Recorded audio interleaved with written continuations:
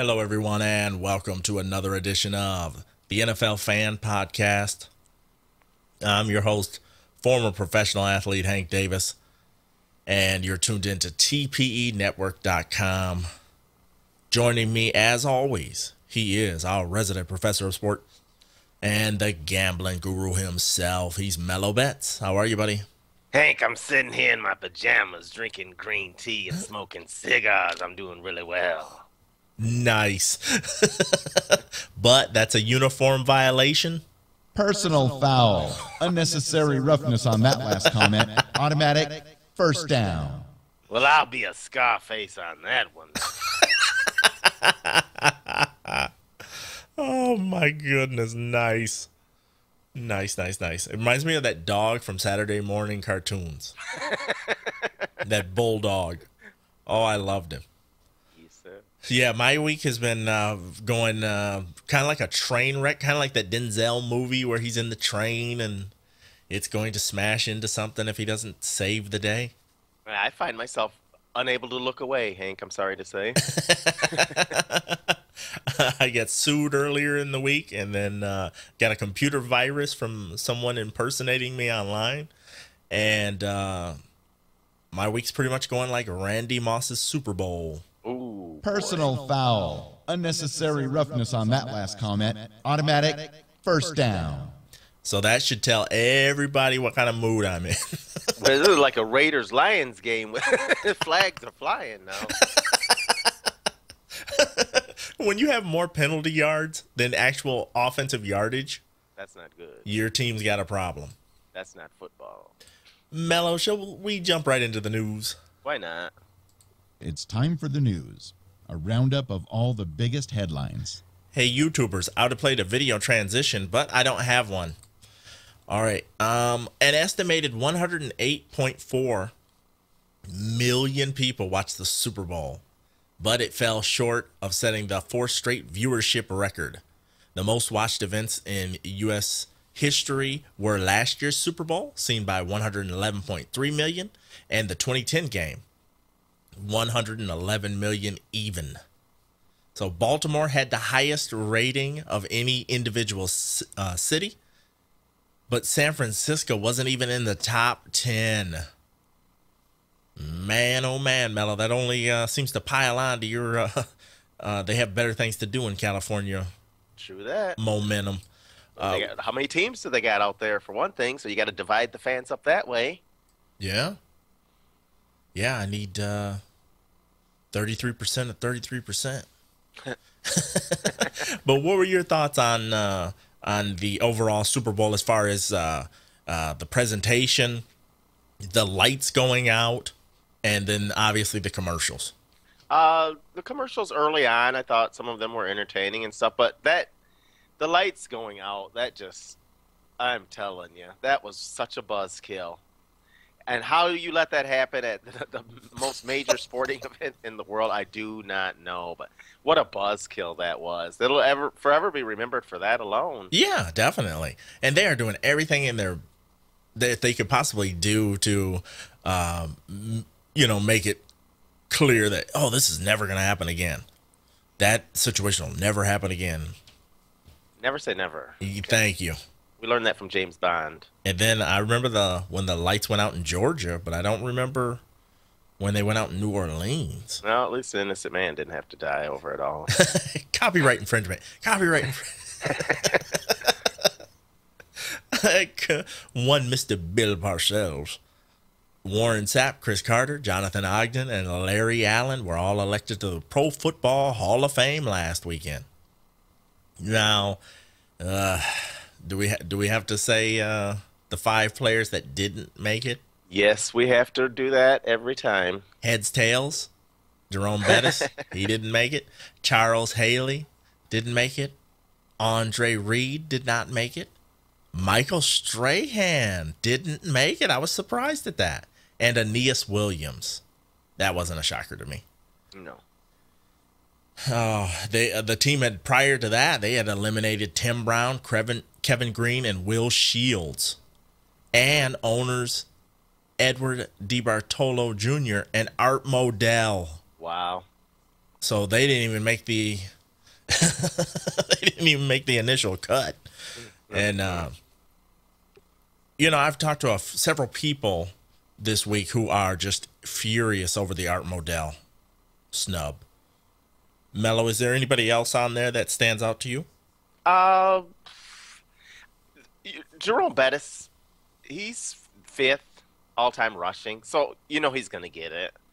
And you'd think Strahan's going to get it. The only ones that I would say jump out to me that I don't know if they're going to get it is, I'd say Andre Reed. No. I don't know if he's going to get it. No, I don't think he's going to go. No. I just, if I had to guess, I'd say no. Okay. And Tim Brown at this point, I mean, oh boy, I just ridiculous. Keep waiting for it to happen, and it's not happening. I don't know what the holdup is. I'd really like to know what the holdup is on some of this. And I was listening to somebody argue the point that these guys aren't putting any more numbers on the board, so they're not racking up. I'm going to go back in and rack up 1,000. Then you guys have to get me in there. So their numbers aren't changing anymore. So I don't really understand the criteria. They have their own criteria for who's a Hall of Famer, who's a first ballot Hall of Famer, and all that other nonsense. So if Tim Brown could come back, have an 80-catch season, he'd be a shoo-in then. I think that would be enough to put him over the top, especially at his age now. The Vikings' Adrian Peterson, he took home the Associated Press Most Valuable Player and Offensive Player of the Year awards. So Peterson received 30.5 votes. I wonder how you get a half out of the 50 possible votes. And then Peyton Manning, he got 19.5 on his front. But AP played since playing the Lions with a sports hernia. Unbelievable. And I've played various sports with a sports hernia, and actually let mine go a long time. It's easier to do with it, play with it, than it is to come back from it. Okay. That's my own personal opinion. Because once they slice and dice you in the midsection, man. Yeah. Whew, and some of these guys come back in like 4 weeks. I'm like, how? But we all know how they do that. That's incredible, AP. And they didn't say a word to anybody. Isn't that nuts? He's a man's man. Got a hernia trying to lift all those penalty flags in Detroit. Bruce Arians, he took home the Coach of the Year. I thought it was well deserved, but I've never seen an interim coach take that. Have you?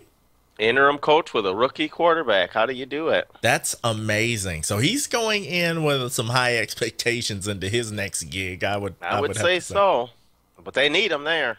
Yeah. And then J.J. Watt from the Houston Texans, he is the Defensive Player of the Year, which I think that was a no-brainer. Well, yeah, this guy doesn't just get to the quarterback. He'll try to do something to deter the quarterback if he can't get to him. Duh.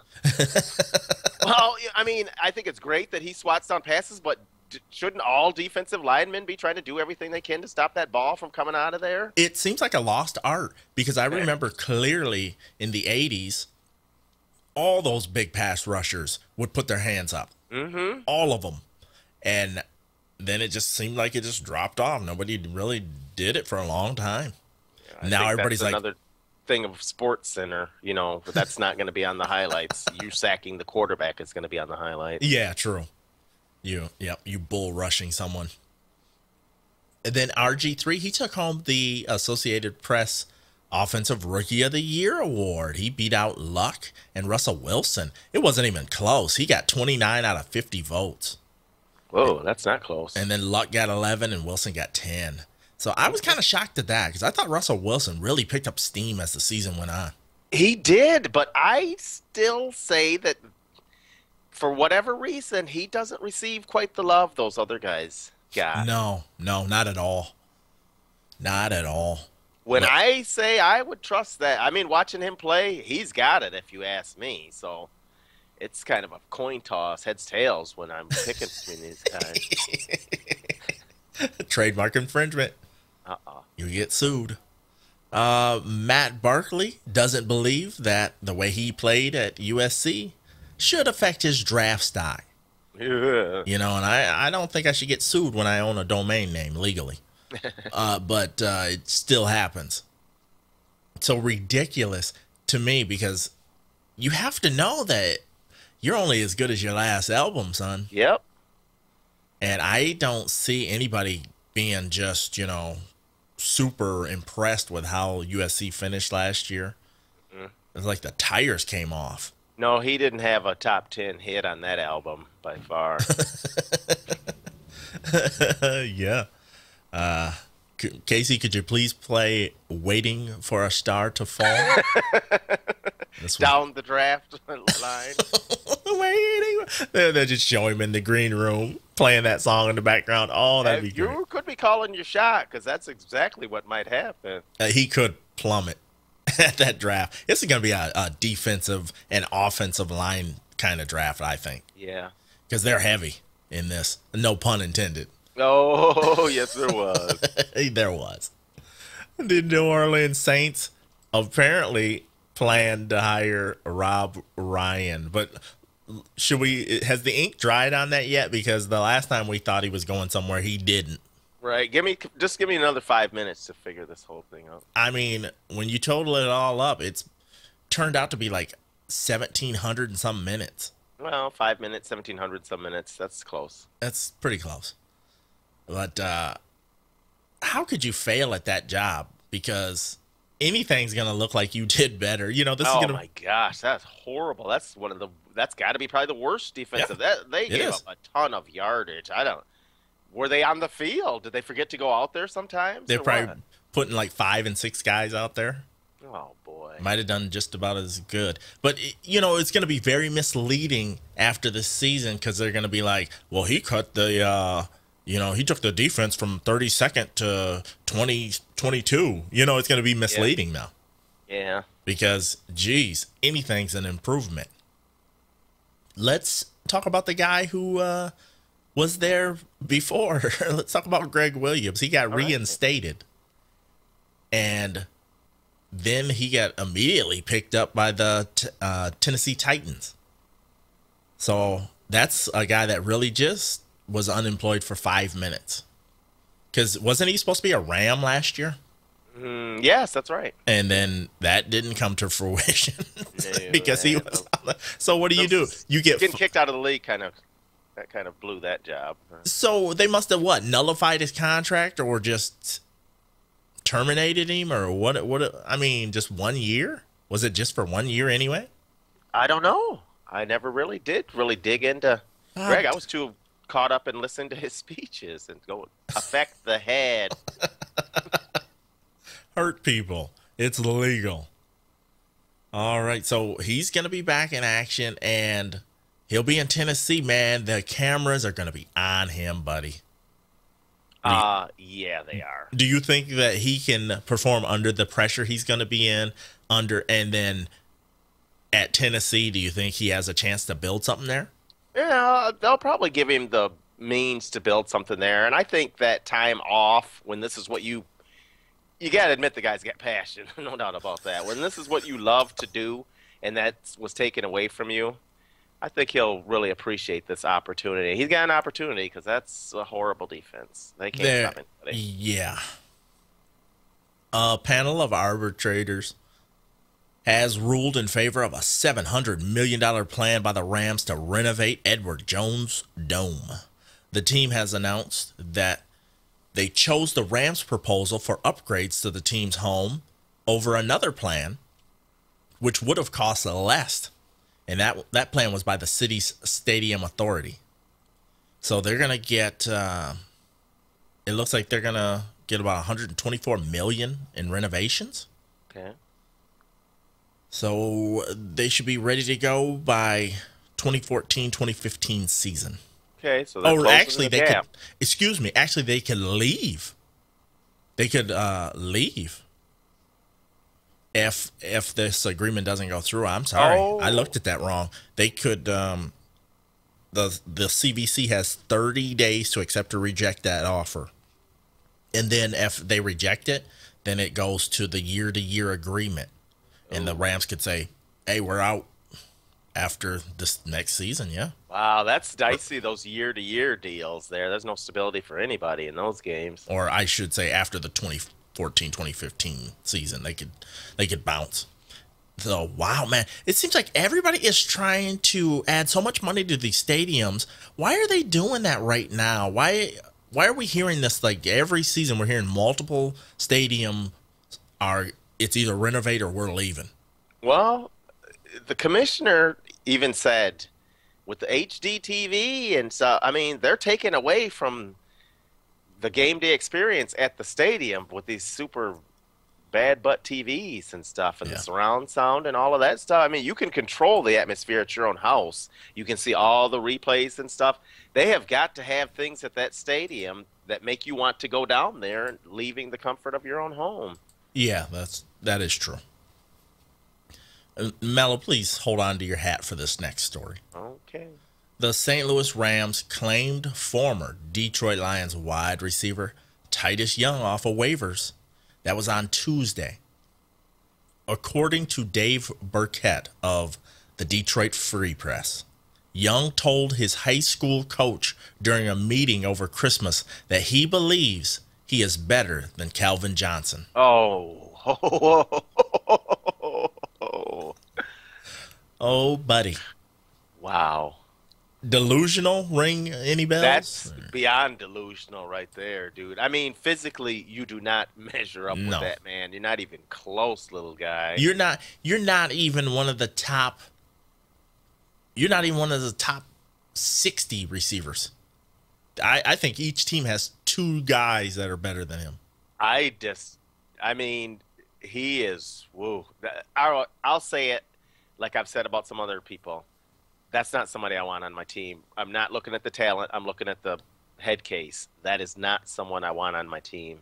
T.O. 2.0. Without the talent. Yeah, or the hands or anything. Troy Aikman has been a loyal Tony Romo supporter for several years. The Hall of Fame quarterback and current NFL on Fox analyst is rarely critical of the current Dallas Cowboys quarterback. However, he says that Dallas needs to draft a quarterback that will possibly be the future of the team in this year's draft. That don't sound too supportive, my friend. Oh, that doesn't. I'm surprised because I've heard him when he goes on his little tirades about what a good quarterback he is and all of that. Because the years that Romo would have left as opposed to the amount of time you'd want to sit on some young quarterback to get him ready, those don't add up correctly. No, they don't. So, but I mean, that's him giving his opinion. There's only one man making the call on this thing. As your best friend. Jared Joe's going to make the call on that. That's the man of the century.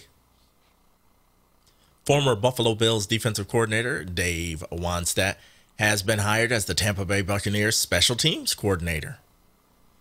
Oh, my goodness. So, Mello, as a head coach, remember he coached with the Bears and the Dolphins, and he was... I remember this cat well. How does he keep getting jobs? He was at Pitt.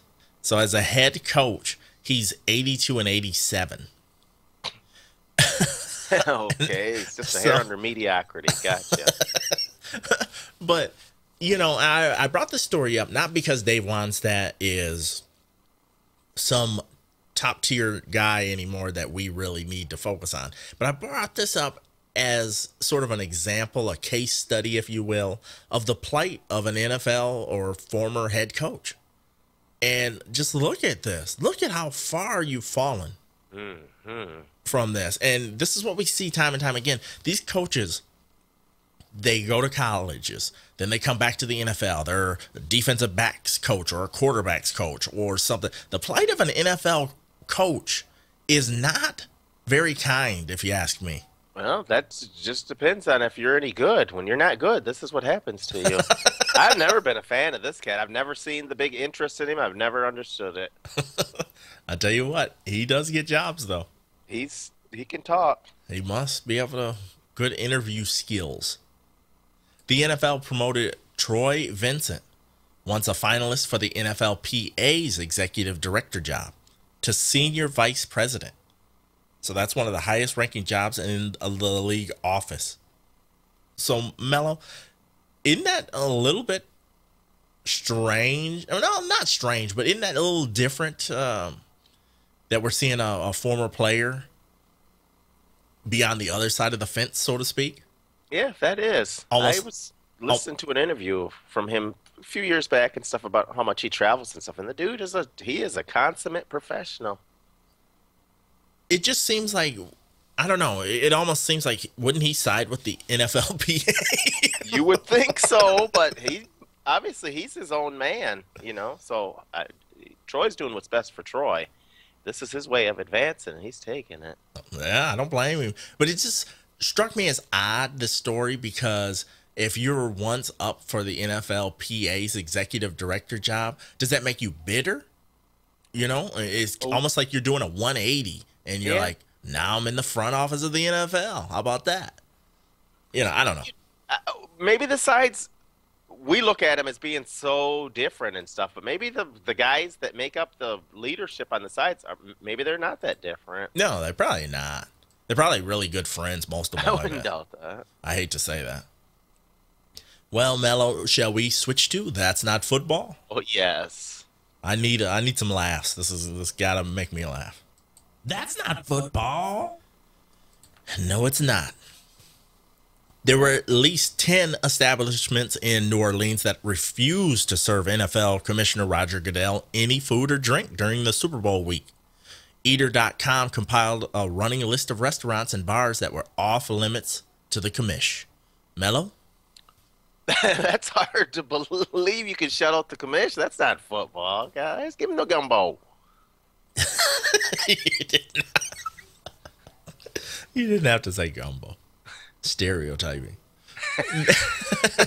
Many San Jose Sharks fans are also 49ers fans. So one of the Sharks players decided to pay tribute to 49ers QB Colin Kaepernick. San Jose forward Logan Couture scored in the second period, and then he pretended to kiss his bicep muscle in celebration. No. They went on to lose that game, and they're on a 3-game losing streak. Just like the 49ers. All right. They're losers, just like them. Mello? Oh, that is some silly stuff right there, and that's not football. I hope you get off that losing streak. All right. The Jacksonville Jaguars, one of the cat teams, they have a new logo to signify a new era. They're getting new video boards, which will cost about $50 million and will be the largest in the NFL. Oh, my goodness, Mello. What a thing to hang your hat on. You still got a terrible football team. That's not football. I'm like, you changed the logo because this is it. You finally got the coach. You finally got, you got that franchise court. Oh, no, you don't. No, you sure don't. That logo is still not striking fear into anyone. Sleeping kitty cat. Get out of here. Thank you. I need another nap. Last week, a second grade class in Buffalo, New York, sharpened their grammatical knowledge by correcting tweets from 3 players. 49ers cornerback Chris Culliver, Lions receiver, or former Lions receiver Titus Young, and Patriots receiver Wes Welker. They shared the following description. Second graders are serious fans of football and grammar. Elwood Franklin School's second grade students applied their lessons in proper sentence structure, noun and verb usage, spelling, and punctuation to correct the tweets of professional football players. The students partnered in groups and together found several mistakes in these tweets, including the incorrect spelling of a lot. Mello. Oh, man. Y'all getting torn up by little kids. That is lame, and that is not football. Yeah. Can I get some milk? Also, you used the preposition wrong. The Super Bowl winners get to go to Disney, and the losers, well, they get Jell-O. As a gesture to sad fans of the Super Bowl losing team, the colorful dessert brand gave out thousands of cups of Jell-O product to the team's local city on Tuesday. Mello? Kids love Jell-O pudding pops. That's not football. Jello. A Vancouver man's all expenses paid trip to the Super Bowl went up in smoke, literally, because he was busted for having 2 grams of weed more than 30 years ago. So that was 30 years prior. So Miles Wilkinson won the top prize after beating out more than 4 million other contestants in a fantasy football contest, but never made it to New Orleans. In fact, he never made it as far as Toronto because he was stopped by U.S. Customs officials and told he was not allowed to enter the country due to his 1981 pot bust. Mello? Yeah, it comes back to haunt you, and that is not football. Who says a little drugs don't do big things to you? It's harmless. Evidently not. Keeps you from doing big things, though. What's the matter? Ain't got your passport, huh? Ain't got it. No. Joe Flacco was so desperate to win the Super Bowl on Sunday that he encouraged his teammates on the sidelines to tackle 49ers return man Ted Ginn Jr. if it looked like he was going to score on the game's final play. Mello? I still can't believe that soundbite. What the heck was he thinking? That's not football, baby. That's pretty stupid because that would have been a touchdown. Ray Rice had a bit of a miscue during the Ravens Super Bowl victory parade on Tuesday. The Ravens running back fell off the float during the parade. Oh, snap. Mello? I'm glad he didn't get run over. That's not football. 4th and 26, no big deal. Standing straight up on a float, problem. Rob Gronkowski was spotted dancing shirtless and wrestling in a Las Vegas nightclub. Oh, boy. Mello? Gronk is at it again, and that's not football, buddy. And sticking with Gronk, on Wednesday, Sex.com offered to match Rob Gronkowski's 2014 base salary of $3.75 million if he does a sex scene with porn star BB Jones. Mello? That absolutely positively has nothing to do with football. I think they met 2013 base salary. Okay. All right, Brett Favre and Aaron Rodgers, they came together to present the award for best comeback player. So here's their exchange. Just a few short exchanges here. Aaron Rodgers says, "We're here to present the award for best comeback player." Brett Favre says, "You know, Aaron, everyone loves when a great player makes a comeback." Rodgers says, "Yeah, not always. Sometimes some people wish that great players would retire and just stay retired." Favre says, "Good to see you, Aaron." And Rodgers says, "You too, man." Oh. I thought that was hysterical. That's good. I thought that was hysterical. So, at least they're playing around and stuff. So maybe that rivalry can be put to bed. Let us hope so. The Baltimore Ravens are planning to build a statue for Ray Lewis. That's according to their owner. Hopefully that statue's not dancing, but Mello? Good for Ray on the statue business, but that's not football. And lastly, I had to go into extra innings for this one. Lastly, this one should ruffle some feathers, Mello. As a Native American former Colorado Senator Ben Nighthorse Campbell. Why do they always have to have that extra name?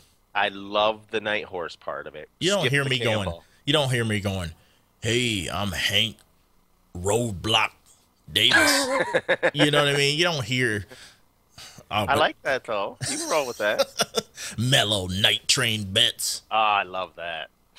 So he lists 4 nicknames he finds offensive: Savage, Squaw, Buck, and Redskin.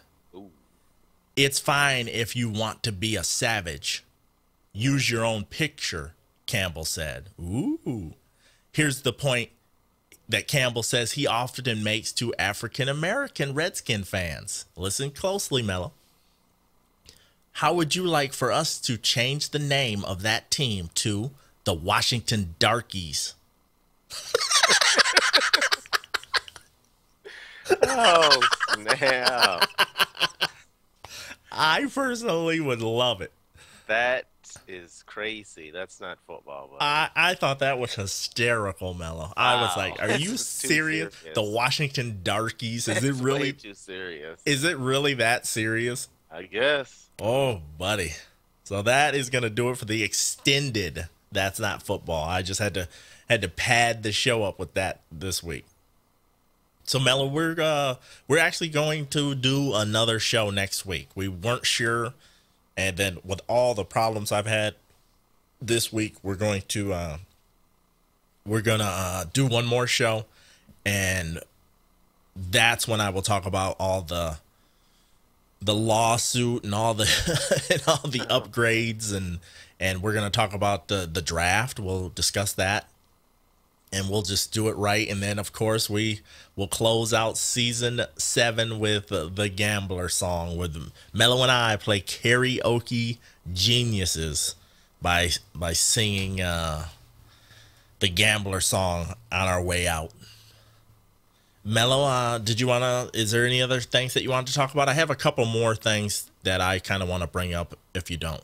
The last play was that pass interference when you weren't calling that earlier in the game and all of that? And can a receiver just flat out run a guy over, and can you grab and clutch? And I don't know that the game really came down to that call, but I do know that former Pittsburgh Steeler legendary coach Chuck Noll told his guys, play better than the ref's ref. And I think that's the mantra for everybody to go by. That's pretty cool. I like that. Yeah, everybody's making it that big deal about that last play, and I'm just like, there's a billion missed calls. Well, just non-calls. They weren't missed. They were there because there were refs standing right there. Right there. We're going to let them play. In both ways. I mean, there were some maulings going on both ways. Because you don't want to be the ref that's like throwing up 15 flags in the Super Bowl. No, you don't want it. You want to be out of sight, really. The extras I had to talk about real quick, Mello. One day after jettisoning defensive tackle Chris Canty, the New York Football Giants, they re-signed Mello's buddy Shaun Rogers. Big Sean. To help fill the interior. Mello, he's 350, so maybe he'll fill it up now. He's 350 pounds. Maybe he lost a little weight? I think he slimmed down to 350, yeah. But I was like, man, one team's, I hate to, for lack of a better expression, garbage is another team's little diamond in the rough, huh? You can't coach size, all right? That's just something a guy either has or doesn't. And when you're a huge body like that, you're going to have a job. Just lay there and get in their way. Yep, get in their way. And then Chris Johnson, he will return to the Tennessee Titans under his current contract. So he sat down and had a talk with the head coach, Mike Munchak, and they had to know by Saturday whether they were what they were gonna do. Did they meet over lunch? They were munching with Munchak.